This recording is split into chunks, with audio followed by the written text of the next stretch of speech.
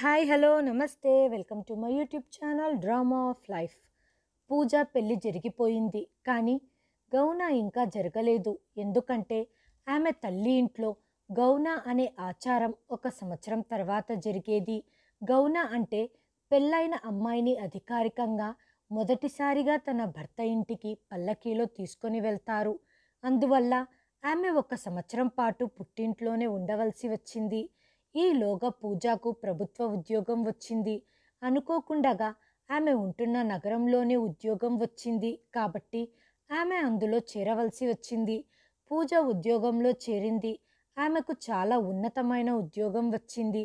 ఆమె జీతం చాలా ఎక్కువ ఉండేది కాబట్టి ఇప్పుడు ఆమె తరచుగా తన అన్నయ్య, వదిన, మేనల్లుళ్లకు, మేనకోడళ్ల కోసం ఖరీదైన గిఫ్ట్లను తేవటం మొదలుపెట్టింది. దీంతో ఇంట్లో అందరూ చాలా సంతోషంగా ఉన్నారు. ఎందుకంటే పూజ ఇప్పటివరకు తన అత్తారింటికి వెళ్ళలేదు. ఆమెకు తన అత్తామామలతో ప్రత్యేకమైన అనుబంధం లేదు. ఆమె తన జీతం మొత్తాన్ని తన తల్లిదండ్రులకిచ్చేది. అలాగే పూజకు జీతంతో పాటు పై ఆదాయం చాలా ఎక్కువగా ఉండేది. కాబట్టి ఆమె వదినలు ఖరీదైన చీరలను మరియు మేకప్ సామాన్లను డిమాండ్ చేసేవారు. ఆమె వారి కోరికను వెంటనే పూర్తి చేసేది. ఇలా చేయటం వల్ల తనకు సంతోషం కలిగేది. ఈ కారణంగా ఆమె తల్లి ఇంట్లో అందరూ చాలా సంతోషంగా ఉండేవారు. పూజ తన జీతమంతా తన తల్లికిచ్చేది. ఆమె వాటిని ఇంటి కోసం ఖర్చు చేసేది. దీనివల్ల పూజ అన్నయ్యల జీతం దాదాపు మొత్తం ఆదా అయిపోయేది. దీంతో వాళ్ళు మంచి సేవింగ్స్ చేసేవారు. ఇంటి ఖర్చులు కూడా హాయిగా తీరుతున్నాయి. పిల్లల ప్రతి కోరికను పూజ తీర్చేది. ఆమె తన డబ్బునంతా తన తల్లి కుటుంబం కోసం ఖర్చు చేసేది. దీని కారణంగా ఆమె అన్నయ్య మరియు వదినలలో దురాశ పెరుగుతూ పోయింది. పూజకి ఇంకా గౌన వేడుక జరగలేదు కాబట్టి ఆమె కొంచెం కూడా తన గురించి ఆలోచించుకోవటం లేదు. రేపు తనకు కూడా ఒక కుటుంబం ఉంటుంది. ఆమెకు పిల్లలు పుడతారు. ఆమె తన కోసం డబ్బులు ఆదా చేసుకోవాలి. కానీ ఆమెకు ఆమె తల్లిదండ్రులే అన్నీ.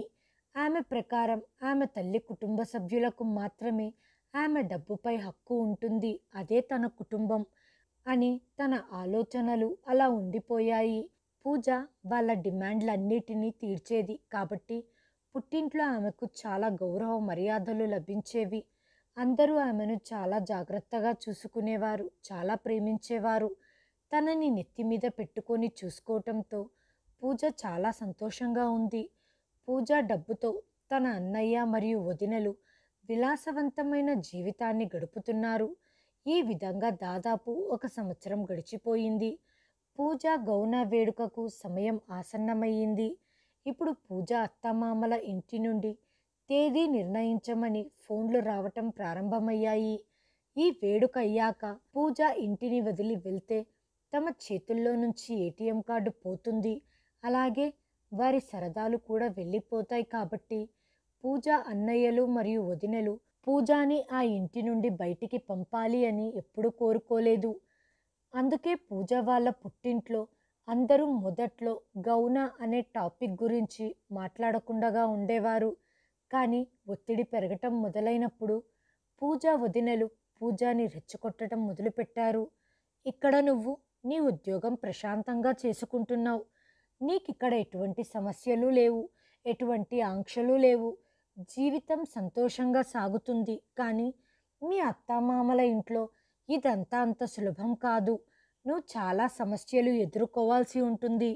నువ్వు ఉద్యోగం చేసి సంపాదించిన ఆ డబ్బును నువ్వు నీ ఇష్టానుసారంగా ఖర్చు చెయ్యలేవు. ఎందుకంటే నీ అత్తారింట్లో నీ అత్తామామలు కోరుకునేదే జరుగుతుంది కాబట్టి. పూజ వదినలు పూజను ఆమె అత్తామామలకు వ్యతిరేకంగా రెచ్చగొట్టాలి అని కోరుకున్నారు. అందులో విజయం సాధిస్తున్నారు. తన వదినలు ఇద్దరు పూజతో ఇలా చెప్పి భయపెట్టేవారు.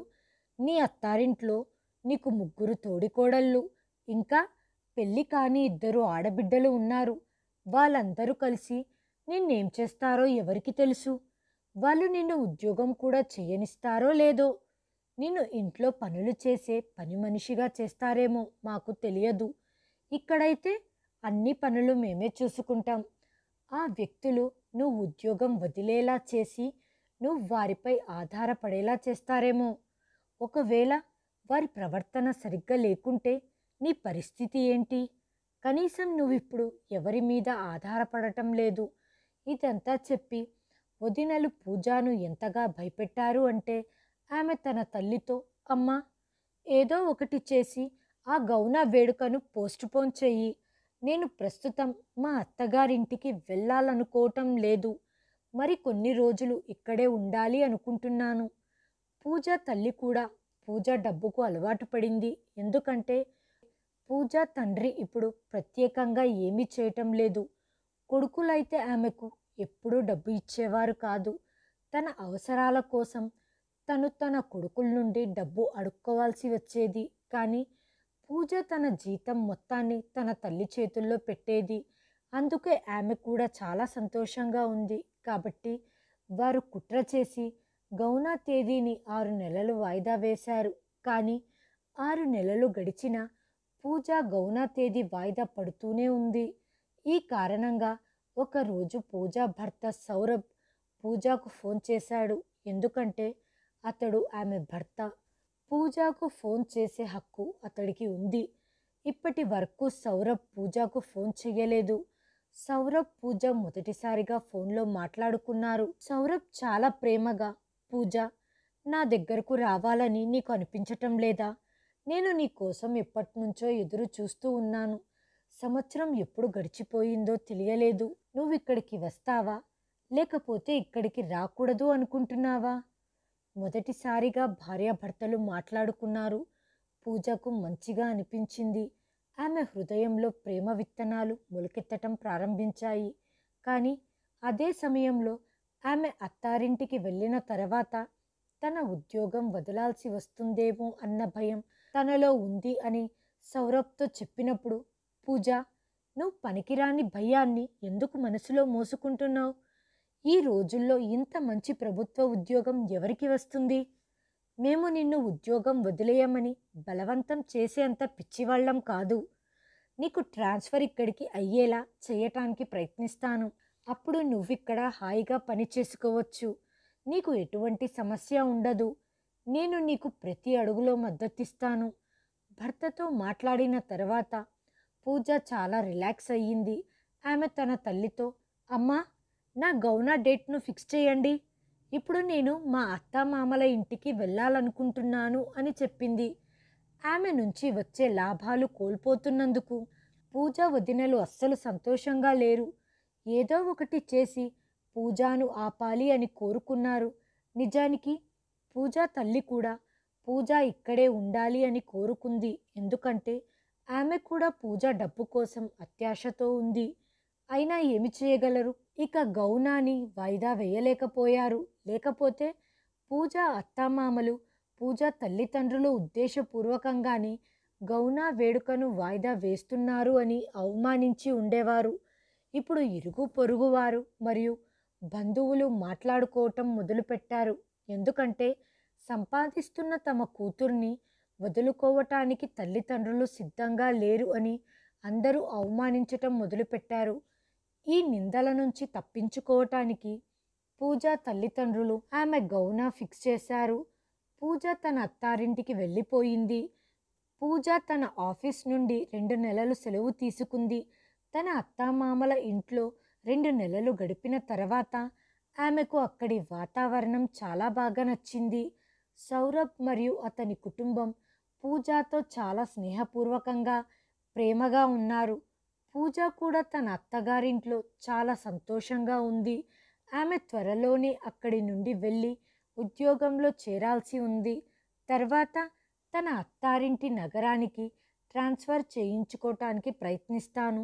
ఇక్కడ అందరితో హాయిగా జీవిస్తాను. ఎందుకంటే తన అత్తామామల ఇంట్లో తనకు ఎలాంటి సమస్య రాదని పూజ భావించింది. ఆమె మనసులోని అపోహలన్నీ తొలగిపోయాయి. 2 నెలల తర్వాత పూజ తిరిగి తన పుట్టింటికి వచ్చింది. కానీ ఈసారి పూజ వచ్చినప్పుడు అనవసరమైన ఖర్చు చేయటం మానేసి తన డబ్బును తన దగ్గరే ఉంచుకోవటం ప్రారంభించింది. ఆమె తన తల్లికి లేదా వదినలకు డబ్బు ఇవ్వలేదు. మేనల్లుళ్లకు మరియు మేనకోడళ్లకు డబ్బు వృధా చెయ్యలేదు. ఎందుకంటే తన అత్తామామల ఇంట్లో నివసించిన తర్వాత తను ఇప్పుడు ఇంటిని ఎలా నడపాలో, ఎలా నిర్వహించాలో అర్థం చేసుకుంది. ఇంటిని సజావుగా నడపటానికి తెలివిగా డబ్బు ఖర్చు చేయటం ఎంత ముఖ్యమో, అలాగే మన కోసం కూడా డబ్బులు ఆదా చేసుకోవటం ఎంతో ముఖ్యం. ఇప్పటి వరకు పూజ బ్యాచిలర్గానే జీవించింది. కానీ అత్తామామల ఇంటి నుండి వచ్చిన తర్వాత ఆమె వివాహిత అయ్యింది. పూజ అమ్మ మరియు వదినలు దీన్ని అస్సలు సహించలేకపోయారు. వాళ్ళు చాలా కోల్పోతున్నారు అని అర్థమై పూజ పుట్టింటి వాళ్ళు ఆమెను వేరే విధంగా రెచ్చగొట్టడం మొదలుపెట్టారు. పిచ్చిదానా, నీ అత్తింటి వాళ్ళు కూడా ఇదే కోరుకుంటున్నారు. వాళ్ళు నీ డబ్బులు ఉపయోగించుకొని విలాసవంతమైన జీవితాన్ని గడపాలని కోరుకుంటున్నారు. అందుకే వాళ్ళు నిన్ను బాగా చూసుకున్నారు. ఇలా చేస్తే నువ్వు సంపాదించింది వాళ్ళకు ఇస్తావు అనుకున్నారు. ఒకవేళ నువ్వు మీ అత్తారింట్లో ఉంటే నీ చేతుల్లో ఒక్క రూపాయి కూడా ఉండదు. మీ అత్తగారే అన్నీ తీసుకుంటారు. ఆ డబ్బుని తన మిగతా కొడుకులకు, కోడళ్లకు, వారి కుటుంబాలకు ఖర్చు చేస్తారు. డబ్బు నీది, జల్సాలు మరొకరిది. కాబట్టి నువ్వెందుకు అక్కడికి ట్రాన్స్ఫర్ అవుతావు? నీ భర్త ఒక మెడికల్ రిప్రజెంటేటివ్. నీ భర్తని ఇక్కడికి ట్రాన్స్ఫర్ అవ్వమని చెప్పు. అప్పుడు నువ్వు ఇక్కడ హాయిగా ఉండవచ్చు. నీ డబ్బంతా నీ దగ్గరే ఉంటుంది. నీ అత్తామామల ఆనందం కోసం ఉపయోగించాల్సిన అవసరం ఉండదు. పూజ ఇలా ఆలోచించేది. తన పుట్టింట్లో ఉంటే ఇంట్లో పని చేయాల్సిన అవసరం ఉండదు. తన వదినలే అన్నీ చూసుకునేవారు. కానీ దానికి బదులుగా ఆమె డబ్బంతా వాళ్ళే తీసుకునేవారు. అత్తామామల ఇంట్లో తను పని చేయాల్సి వచ్చేది. ఇప్పటికీ ఆమె అత్తామామల ఇంట్లో ఎవ్వరూ ఆమె నుండి ఒక్క రూపాయి కూడా అడగలేదు. అయినప్పటికీ వదినలు ఆమె మనస్సును అపార్థాలతో నింపి ఆమెను తమ వైపుకు తిప్పుకున్నారు. తన సొంత సౌకర్యం కోసం పూజ కూడా నేనే ఎందుకు ట్రాన్స్ఫర్ చేయించుకోవాలి అని ఆలోచించటం ప్రారంభించింది. సౌరభ్ ట్రాన్స్ఫర్ చేసుకొని వస్తే ఇక్కడ హాయిగా పని చేసుకుంటాడు. నిజానికి తన డబ్బుపై కన్ను తన పుట్టింటి వారికే ఉంది, అత్తింటి వారికి కాదు అని తనకు ఈ మాట అర్థం కావటం లేదు. పూజ సౌరభ్తో మీరే నేను ఉండే నగరానికి బదిలీ చేయించుకోండి అని చెప్పింది. దానికి సౌరభ్ కోపంగా ఇది సాధ్యం కాదు. నాకు అక్కడ ఇల్లు, కుటుంబం ఉంది. నేను చాలా సంవత్సరాలుగా ఇక్కడే ఉంటూ ఉద్యోగం చేస్తున్నాను. నేను అక్కడికి బదిలీ చేయించుకోను. నీకే సులభంగా ట్రాన్స్ఫర్ అయినప్పుడు నువ్వే ట్రాన్స్ఫర్ చేయించుకో. అప్పగింతలయ్యాక అమ్మాయిలు తమ తల్లిదండ్రుల ఇంటిని వదిలేసి అత్తామామల ఇంటికి వెళ్తారా? లేక అబ్బాయిలు తమ ఇళ్లను వదిలి అత్తామామల ఇంటికి వెళ్ళటం జరుగుతుందా? నేను ఎట్టి పరిస్థితులలోనూ అక్కడికి రాను అని నిరాకరించటంతో మీరెందుకు అర్థం చేసుకోవటం లేదు? నేను ఇక్కడే హాయిగా ఉంటున్నాను. నాకు ఎటువంటి పని ఒత్తిడి లేదు. మా వదినలే ప్రతీదీ చూసుకుంటున్నారు. అదే అత్తారింట్లో నేను ప్రతీదీ ఎలా మేనేజ్ చేసుకోవాలి? దీనిపై సౌరభ్ నువ్వు చెప్పింది నిజమే. ప్రతి కోడలు తన అత్తామామల ఇంట్లో పని చెయ్యాలి. కానీ ప్రతీదీ మాట్లాడుకొని చేసుకోవటం ద్వారా మేనేజ్ అయిపోతుంది. పెళ్ళైన అమ్మాయి జీవితాంతం తన తల్లిదండ్రుల ఇంట్లోనే ఉంటుందా? ఆమె ఎటువంటి బాధ్యతలు మొయ్యాల్సిన అవసరం లేదని నువ్వు ఎప్పుడైనా విన్నావా? నువ్వు నీ మెట్టినింటికి రావాల్సి ఉంటుంది. పెళ్ళైన అమ్మాయికి తన అత్తామామల ఇంట్లో లభించే గౌరవం ఆమె తల్లిదండ్రుల ఇంట్లో ఉండటం వల్ల ఎప్పటికీ లభించదు. మీ అమ్మాయి ఇంట్లో నీకు లభించే గౌరవం నువ్వు సంపాదించి వారికి ఇవ్వటం వల్ల మాత్రమే అని నీకు అర్థం కావటం లేదు. నువ్వు సంపాదించకపోతే నీ గౌన చాలా కాలం క్రితమే పూర్తయ్యేది. కానీ నీకు ఈ విషయం ఏమీ అర్థం కావటం లేదు. సింపుల్గా చెప్పాలంటే మీ వదినల కన్ను నీ డబ్బుపై ఉంది. కానీ పూజకు తన తల్లిదండ్రుల ఇంటిపై ఉన్న అనుబంధం ఇంకా తగ్గలేదు. తన డబ్బు వల్లే తన పుట్టింటి వాళ్ళు తనను ఇష్టపడుతున్నారు అని ఆమె నమ్మలేకపోయింది. వదిన పూజతో సౌరభ్ ట్రాన్స్ఫర్కి సిద్ధంగా ఉన్నారా అని అడిగింది. లేదు వదిన, అతను ఇక్కడికి రాడు. నేనే అక్కడికి వెళ్ళాలి. అతను ఇక్కడికి రావటానికి అస్సలు సిద్ధంగా లేరు అని చెప్పింది. అవునవును, అతను ఇక్కడికి ఎందుకు వస్తాడు? బదులుగా నువ్వే అక్కడికి వెళ్ళాలి. అప్పుడే కదా నీ డబ్బంతా నీ అత్తమామల కుటుంబంపై ఖర్చు చేయగలిగేది? వాళ్లకు నీ డబ్బు మీద కన్ను ఉంది. ఇదే మాట సౌరభ్ పూజ తల్లిదండ్రుల విషయంలో చెప్పినప్పుడు పూజ దానిని అస్సలు నమ్మలేదు. కానీ పూజ పుట్టింటి వాళ్ళు అదే విషయం తన అత్తారింటి గురించి చెప్పినప్పుడు వెంటనే వాళ్ళ మాటల్ని నమ్మటం మొదలుపెట్టింది. తన డబ్బులు వాడుకోవటానికి మాత్రమే తనను అత్తామామలు ఇంటికి పిలుస్తున్నారు అని ఆమె అనుకోవటం మొదలుపెట్టింది. కాబట్టి పూజ తన ఆఫీస్లో ట్రాన్స్ఫర్ గురించి మాట్లాడలేదు. ఈ విధంగా మరో నెల గడిచింది. సౌరభ్ పూజకు ఫోన్ చేసి, నువ్వు ఆఫీస్లో ట్రాన్స్ఫర్ గురించి ఇంకా మాట్లాడలేదా అని ప్రశ్నించినప్పుడు పూజ ఆ ప్రశ్నను తప్పించుకుంటూ, నేను మాట్లాడాను, కానీ కొంచెం కష్టంగానే ఉంది అంది. దీనికి సౌరవ్, నో ప్రాబ్లం, నేను ఇక్కడి నుండి ప్రయత్నిస్తాను. అన్నయ్యకు తెలిసిన వాళ్ళున్నారు. అతను నిన్ను వెంటనే ఇక్కడికి ట్రాన్స్ఫర్ చేయిస్తాడు. నేను ఈరోజే అన్నయ్యతో మాట్లాడతాను. అప్పుడు పూజ, వద్దు వద్దు, దాన్ని వదిలేయండి, నేను మాట్లాడుకుంటాను. ఆఫీస్లో ఇప్పుడు కొంత సమస్య ఉంది, అందుకే నేను మాట్లాడటం లేదు అంది. నిజమేంటంటే పూజకు ట్రాన్స్ఫర్ చేయించుకోవటం ఇష్టం లేదు, అందుకే వాయిదా వేస్తుంది అని సౌరభ్కు అర్థమైపోయింది. ఆమె తన పుట్టింటిని అంత తేలిగ్గా వదిలి రాదు.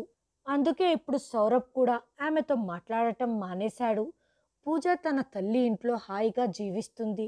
దాదాపు 10 నెలల తర్వాత పూజ మళ్ళీ 2 నెలలు తన అత్తామామల ఇంటికి వెళ్ళి ఆ తర్వాత తన తల్లిదండ్రుల ఇంటికి తిరిగి వచ్చి అక్కడి నుండి పని చేయటం ప్రారంభించింది.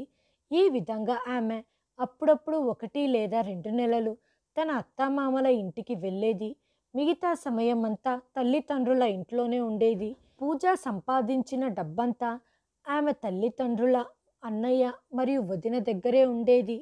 పూజ చేతుల్లో తన సొంత ఖర్చులకు సరిపోయేంత డబ్బు మాత్రమే ఉండేది. పూజ ఈ వాస్తవాన్ని చూడలేకపోయింది. ఆమెకు ఇది మాత్రమే కనిపిస్తుంది. ఎటువంటి అడ్డంకులు లేకుండగా, ఎటువంటి బాధ్యతలు లేకుండగా హాయిగా తన ఉద్యోగం తాను చేసుకుంటుంది. ఆమె ఉద్యోగం చేస్తుంది, కానీ ఆ ఉద్యోగం వల్ల ఆమెకు ఎలాంటి ప్రతిఫలం లభిస్తుందో ఆమెకు అర్థం కావటం లేదు. ఆమె ₹1 కూడా పొదుపు చేసుకోలేకపోయింది. కానీ సౌరభ్ అన్నీ చూసి అర్థం చేసుకోగలిగాడు. సౌరభ్కి డబ్బు మీద ఆసక్తి లేదు, కానీ అతని వైవాహిక జీవితం కూడా నాశనం అవుతుంది. పెళ్ళైన ఏ వ్యక్తి బ్రహ్మచారిలా జీవితాన్ని గడపాలని కోరుకుంటాడు? సౌరభ్ కుటుంబం కూడా దీన్ని అర్థం చేసుకుంది. దాదాపు 2 సంవత్సరాలు ఇలాగే గడిచాయి. ఒకరోజు సౌరభ్ తండ్రి పూజ తండ్రికి ఫోన్ చేసి, బావగారు, మీరు ఎంతకాలమని మా కోడల్ని పుట్టింట్లోనే కూర్చోబెట్టుకుంటారు? తన భార్యతో సమయం గడపటానికి నా కొడుకుకు హక్కు లేదా? మా కోడలు తన తల్లిదండ్రుల ఇంట్లో ఉండటం సముచితమేనా? నా కొడుకుకి తన కుటుంబాన్ని అభివృద్ధి చేసుకునే హక్కు లేదా? మీరు ఏ హక్కుతో మా కోడల్ని మీతో ఉంచుకున్నారు? నా కొడుకు వివాహం చేసుకున్నప్పటికీ అతను ఇప్పటికీ బ్రహ్మచారిలా జీవిస్తున్నాడు. అతడి భార్య చేయవలసిన పనులన్నీ నేటికి అతని తల్లి చేస్తుంది. నా కొడుకుకు ఎలాంటి కోరికలు ఉండవా? భార్య ఉన్నప్పటికీ నా కొడుకు ఇలాంటి జీవితాన్ని గడపటాన్ని చూసి మేము భరించలేకపోయాం. కాబట్టి ఈ విషయంలో నేను కొంత కఠినమైన చర్య తీసుకోవాల్సి ఉంటుంది.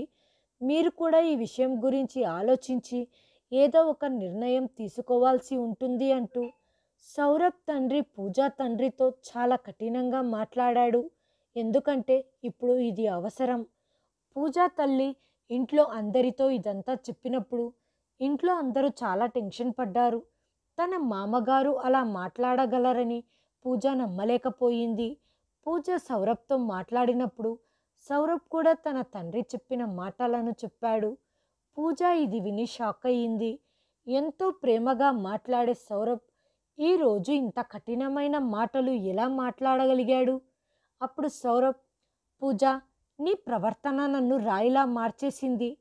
పెళ్లి చేసుకున్న తర్వాత కూడా నేను ఇంకా బ్రహ్మచారి జీవితాన్ని గడుపుతున్నాను. కాబట్టి భర్తలా నేను నీకు ఆసరాగా నిలబడతాను అని నువ్వు ఎలా ఆశించగలవు? నువ్వు ఎప్పుడూ నాకు భార్యవి కాలేకపోయావు. భార్యగా నాతో చెయ్యి చెయ్యి కలిపి ఎప్పుడూ నడవలేదు. నాకు నా భార్యతో ఉండాలని నా మనసు కనిపించదా? నాకు పిల్లల్ని కని వంశాభివృద్ధి చేసుకోవాలని ఉండదా? నా భార్యను, నాకు పుట్టబోయే పిల్లల్ని చూసుకునే సామర్థ్యం నాకు లేదా? నేను సంపాదించటం లేదా? నేను అన్ని విధాల సమర్థుడిని.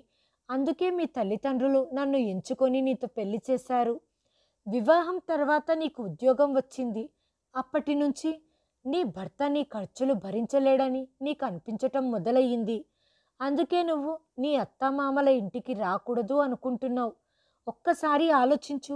నీకు ఉద్యోగం రాకపోయి ఉంటే ఇప్పటికీ నువ్వు నీ భర్త ఇంట్లో ఉండేదానివి. మేము నిన్ను ఎప్పుడు నీ ఉద్యోగాన్ని వదలమని చెప్పలేదు. నువ్వు ఇక్కడికి ట్రాన్స్ఫర్ చేసుకో అని మాత్రమే చెప్పాము. నువ్వు అనుకుంటే అలా చేయటం సులభం. కానీ నువ్వు ఇక్కడికి రావాలని అనుకోవటం లేదు. కాబట్టి నీ వ్యర్థమైన ఆలోచనల కోసం నేను ఎంతకాలం నా జీవితాన్ని వృధా చేసుకోవాలి? నాకు కొన్ని కోరికలు ఉన్నాయి అనటంతో పూజలో ఇప్పుడు టెన్షన్ మొదలైంది. ఉద్యోగం కారణంగా తన సంసారం కూలిపోతుందేమో అని ఆమె భయపడింది. అందుకే ట్రాన్స్ఫర్ చేయించుకోవాలి అనుకుంది. కానీ ఆమె అన్నయ్య వదినలు చాలా తెలివిగా పూజ మనసులో ఈ విషయాన్ని నాటారు. ఈ రోజు పూజ తన కాళ్ళ మీద తను నిలబడుతుంటే ఆమె మామగారు మరియు ఆమె భర్త చాలా చెడుగా మాట్లాడి ఆమెను ఒత్తిడికి గురి చేస్తున్నారు. అందుకే ఆమె ఇంతలా భయపడుతుంది. ఒకవేళ తను అత్తామామల ఇంటికి వెళితే వాళ్ళు ఆమె ఉద్యోగాన్ని మాన్పించేస్తారు, లేదా వాళ్ళు ఆమెను ఎలాంటి ఇబ్బందులకు గురి చేస్తారో అప్పుడు పూజ బ్రతకటం కష్టమవుతుంది. తను మాత్రం అక్కడికి వెళ్తే ఖచ్చితంగా తన ఉద్యోగాన్ని మాన్పించేస్తారు, తనని ఇంటి పని మనిషిలా మార్చేస్తారు అని మేము బలంగా నమ్ముతున్నాం. పూజ చెవుల్లో వాళ్ళు ఏమి గుసగుసలాడారో ఆ దేవుడికే తెలియాలి. వారు పూజకు పూర్తిగా బ్రెయిన్ వాష్ చేసి చివరికి ఇలా అన్నారు: ఇది నీ జీవితానికి సంబంధించిన నిర్ణయం. కాబట్టి నువ్వే స్వయంగా నీ నిర్ణయాలు తీసుకోవాల్సి ఉంటుంది. ఎందుకంటే రేపు ఏదైనా జరిగితే పూజ నిర్ణయంతోనే తన ఇల్లు నాశనం అయ్యింది అని చెప్పవచ్చు. ఆఖరికి పూజ తల్లిదండ్రులదే పైచెయ్యి అయ్యింది. పూజ సౌరభ్కి ఫోన్ చేసి మీరు ఏ నిర్ణయం తీసుకోవాలనుకున్నారో తీసుకోవచ్చు, నేను మాత్రం నా తల్లిదండ్రుల ఇంటి నుండే పని చేస్తాను అని చెప్పేసింది. సౌరభ్కి కూడా అర్థమైపోయింది. పూజ అర్థం చేసుకునే స్థితిలో లేదు. ఇప్పుడు ఈ బంధాన్ని కాపాడుకోవటం కష్టం. అలాంటి అమ్మాయితో జీవించటం అంటే జీవితం వృధా చేసుకోవటమే. ఆమె తన మెదడును 1% కూడా ఉపయోగించదు. 100% తన తల్లిదండ్రుల మెదడునే అనుసరిస్తుంది. తను చేజేతులారా తన వైవాహిక జీవితాన్ని నాశనం చేసుకుంటుంది. సౌరభ్ పూజను ఒప్పించటానికి 2-3 సార్లు ప్రయత్నించాడు. కానీ పూజ మాత్రం తన తల్లిదండ్రుల ఇంట్లోకి వచ్చి ఉండాలి అనే ఒక షరతును విధించింది. సౌరభ్ దీనికి సిద్ధంగా లేడు. అతడు పూజతో నాకు ఆత్మగౌరవం ఉంది. నీ అర్థం లేని మొండితనానికి నా గౌరవాన్ని త్యాగం చేయలేను. ఈ బంధంలో నాకు ఎటువంటి భవిష్యత్తు కనిపించటం లేదు. కాబట్టి ఇప్పుడు విడిపోదాం. ఆ తర్వాత ఇద్దరు పరస్పర అంగీకారంతో విడాకులు తీసుకున్నారు. పూజ తల్లిదండ్రులకు తమ కూతురు విడాకులు తీసుకున్నందుకు బాధ కలిగింది. కానీ ఎక్కడో పూజ డబ్బుపై దురాశ కలిగింది. పూజ జీవితమంతా సంపాదించి ఈ ఇంటికి ఇస్తుంది. కాబట్టి ఆమె అన్నయ్య మరియు వదినలు ఆమెను జీవితాంతం పూల పాన్పు మీద కూర్చోపెడతారు. తన జీవితం సజావుగా సాగుతుంది అనుకుంది. ఆమెకు తల్లి ఇంట్లో ఎలాంటి సమస్య రాదు. ఇప్పుడు సంపాదిస్తున్న కూతురు ఇల్లు వదిలి వెళ్ళదు అని తెలిసి అన్నయ్య మరియు వదినలు కూడా చాలా సంతోషంగా ఉన్నారు. ఎందుకంటే వారి సంపాదన అంతా ఆదా అయిపోతుంది. పూజ అన్ని ఖర్చులు భరిస్తుంది. దానికి బదులు ఆమెకు ప్రేమతో కొన్ని మధురమైన మాటలు చెబితే సరిపోతుంది. ఇప్పుడు పూజ తన తల్లి ఇంట్లో హాయిగా జీవిస్తుంది. ఆమె తన వదినతో మాట్లాడేది, మేనల్లుళ్ళు మేనకోడళ్లతో బయటికి వెళ్ళేది. అందరూ ఆమెను బాగా చూసుకునేవారు. కానీ పూజ జీవితంలో ఒక శూన్యం ఉంది. అప్పుడప్పుడు పక్కింటి వారు, బంధువులు ఆమెను ఎగతాళి చేసేవారు. ఈ అమ్మాయిని చూడండి, ఉద్యోగం కోసం భర్తను వదిలి తల్లిదండ్రుల ఇంట్లో ఉంటుంది. ఈ ఉద్యోగమే తన అత్తామామల ఇంట్లో ఉంటూ హాయిగా చేసుకోవచ్చు. ఆమె తన తల్లిదండ్రుల ఇంట్లో ఒంటరిగా ఎన్ని రోజులు ఆనందంగా ఉంటుందో చూద్దాం. ఇదంతా విన్న పూజ చాలా భయపడిపోయింది. తను జీవితంలో తప్పుడు నిర్ణయం తీసుకున్నట్లు అనిపించింది. ఇలా నెమ్మదిగా దాదాపు 15 సంవత్సరాలు గడిచాయి. ఇప్పుడు పూజాకు దాదాపు 42 సంవత్సరాలు. ఆమె వయసు ఇప్పుడు ఆమె ముఖంలో స్పష్టంగా కనిపిస్తుంది. ఇప్పుడు ఆమె వదినలు పూర్తిగా ఆమెను పట్టించుకోవటం మానేశారు. ఎందుకంటే వాళ్లకు తెలుసు పూజ ఇక ఎప్పటికీ తమతోనే ఉంటుంది, ఎక్కడికి వెళ్ళదు. ఎందుకంటే ఈ వయసులో ఆమె ఖచ్చితంగా మళ్ళీ పెళ్లి చేసుకోదు కాబట్టి ఆమెను అంత ఆతిథ్యంతో చూడాల్సిన అవసరం లేదు. డబ్బులు ఎలాగైనా వస్తాయి కాబట్టి ఇప్పుడు వాళ్ళు వాళ్ళ నిజ స్వరూపాన్ని బయటపెట్టారు. ఇప్పుడు పూజకు అర్థమైపోయింది. ఇప్పుడు వాళ్ళు పూజ కోసం చేసే ప్రతి పనిని నేరుగా కుదరదు అని చెప్పేది. పూజ, నీ పని నువ్వే స్వయంగా చేసుకో. నీ దగ్గర కావాల్సినంత సమయం ఉంది. నీకు భర్త లేడు, పిల్లలు లేరు. కానీ మాకు చాలా బాధ్యతలు ఉన్నాయి. మేము అందరినీ జాగ్రత్తగా చూసుకోవాలి. మేము నీలాగా ఖాళీగా కూర్చోవటం లేదు. మాకు మా కుటుంబం ఉంది. అదే మా మొదటి ప్రాధాన్యత. ఈరోజు పూజ తాను చేసిన ప్రతి తప్పును గ్రహిస్తుంది. మన పిల్లలు మాత్రమే మన వాళ్ళు అవుతారు అని ఆమె అర్థం చేసుకుంది. అన్న పిల్లలను ఎంత చూసినా, ఎంత ప్రేమ పంచినా వాళ్ళను తన పిల్లలు అని అనలేదు. వాళ్ళపై ఎటువంటి హక్కు పొందలేదు. ఈరోజు పూజకు సొంతమని చెప్పుకునే భర్త లేడు, లేదా పూజ బాధ్యత వహించే పిల్లలు కూడా ఆమెకు లేరు. మేనల్లుళ్ళు మరియు మేనకోడళ్లతో మాట్లాడాలి అని పరితపించేది. వారు మాట్లాడేవారు. డబ్బు అవసరమైనప్పుడు మాత్రమే తమ అత్తతో మాట్లాడేవారు. అత్తయ్య, నాకు ఇన్ని వేల రూపాయలు కావాలి, అది నాకు ఇవ్వండి. డబ్బు అందిన వెంటనే అక్కడి నుండి వెళ్ళిపోయేవాడు. ఇప్పుడు పూజతో మాట్లాడటానికి ఎవ్వరికీ సమయం లేదు. ఇప్పుడు పూజకు తన తల్లి ఇంట్లో ఉండటం చాలా కష్టంగా ఉంది. తన జీవితంలో తీసుకున్న తప్పుడు నిర్ణయం వల్ల కలిగే పరిణామాల గురించి ఆమె ఇప్పుడు పూర్తిగా తెలుసుకుంది. ఒకరోజు పూజ తన ఆఫీస్ పని మీద తన అత్తమామల నగరానికి వెళ్ళవలసి వచ్చింది. సాయంత్రం ఆమె ఒక కాఫీ షాప్లో కూర్చొని కాఫీ తాగుతుండగా ఆమె ముందు ఉన్న టేబుల్ వద్ద ఇద్దరు పిల్లలు గొడవ చేయటం చూసింది. నాన్న, త్వరగా పిజ్జా ఆర్డర్ చేయండి అంటుండగా అప్పుడే ఆమె తల్లి, అమ్మా లత, అల్లరి చేయకండి, పిజ్జా ఆర్డర్ చేస్తున్నారు కదా, నాన్నను డిస్టర్బ్ చేయొద్దండి అని చెబుతుంది. పూజకు ఆ ముఖం బాగా తెలిసినట్లుగా అనిపించింది. పూజ ఆలోచించటానికి ప్రయత్నించి తన కళ్ళద్దాలను సరిచేసుకుంది. అప్పుడు ఆమెకు స్పష్టంగా కనిపించింది. అక్కడ ఎదురుగా కూర్చుంది ఎవరో కాదు, సౌరభ్. అక్కడ ఉంది సౌరభ్ భార్య మరియు పిల్లలు అని తనకు అర్థం చేసుకోవటానికి ఎక్కువ సమయం పట్టలేదు. ఈరోజు పూజ తన తప్పును తెలుసుకుంది.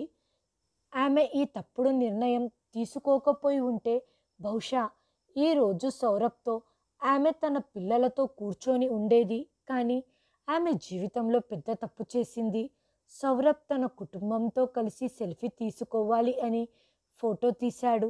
కానీ అతని వెనుక టేబుల్ మీద కూర్చున్న పూజ కూడా ఆ ఫోటోలో కనిపించింది. సౌరభ్ చూపు పూజ మీద పడగానే అతడు ఒక్కసారిగా వెనక్కి తిరిగి పూజను చూడటం మొదలుపెట్టాడు. పూజ భయపడిపోయి త్వరగా అక్కడి నుండి లేచి వెళ్ళిపోబోతుండగా సౌరభ్ ఆమెను ఆపాడు. మీరా? మీరు ఒంటరిగా? మీరు మళ్ళీ పెళ్లి చేసుకోలేదా? లేదు, మళ్ళీ పెళ్లి చేసుకోలేదు అంది. అప్పుడు సౌరభ్, ఇదే మీరు జీవితంలో చేసిన అతిపెద్ద తప్పు.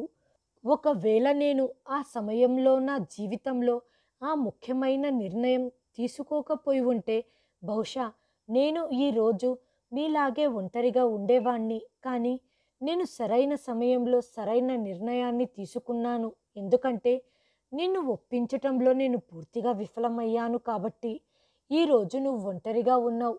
ఈరోజు నేను కుటుంబంతో ఉన్నాను. నా కుటుంబాన్ని కలవండి. ఆమె నా భార్య మౌనిక. ఆమెకు మన గురించి అన్నీ తెలుసు. పూజ మౌనిక వైపు చాలా కష్టంగా చూసింది. మౌనిక చీర చాలా చక్కగా కట్టుకుంది.